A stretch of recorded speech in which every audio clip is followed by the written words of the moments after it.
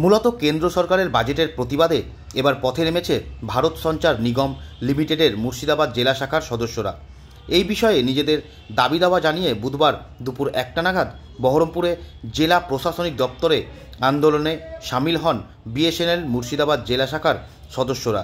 তাদের দাবি, এই বাজেটে একদিকে যেমন কৃষকরা নিজেদের অধিকার থেকে বঞ্চিত হয়েছে, অন্যদিকে বর্তমানে দেশের সবথেকে বড় বেকার সমস্যার কোনো কথাও উল্লেখ করা হয়নি। মূলত এই সমস্ত বিষয়ে নিজেদের দাবি দাওয়া জানাতে এই আন্দোলনে সামিল হন তারা।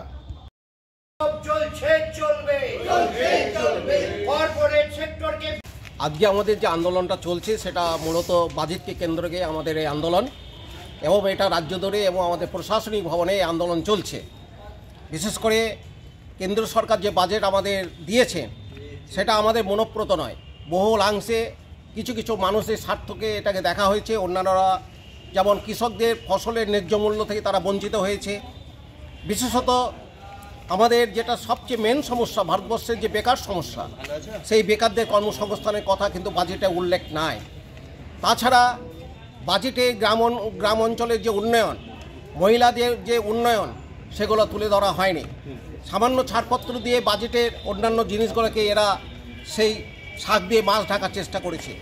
তাই আজকে আমাদের দেশব্যাপী আমাদের এই বিএসএনএল প্রশাসনিক ভবনে এই কর্মসূচি চলছে, এবং আগামী দিনে যদি কেন্দ্র সরকার এই বাজেট মেনে না নেন তাহলে আমরা বৃহত্তর আন্দোলন করতে বাধ্য থাকব। মেনলি বাজেটের এই যে বাজেটকে কেন্দ্র করে, এবং তার সঙ্গে আমাদের কিছু কিছু যেগুলো দাবি আছে কেন্দ্র সরকারের বিরুদ্ধে, যেমন আমাদের পে রিভিশন, পে কমিশন এবং আমাদের বকেয়া আইডিএ, তাছাড়া কিছু কিছু মেডিকেলের যে পেমেন্ট, আমরা যে রিটায়ার্ড পার্সন তাদের দীর্ঘদিন ধরে মেডিকেল ইনডোর আউটডোর বিল সেগুলো পড়ে রয়েছে, সেই দাবিতে আমাদের এই আন্দোলন চলছে।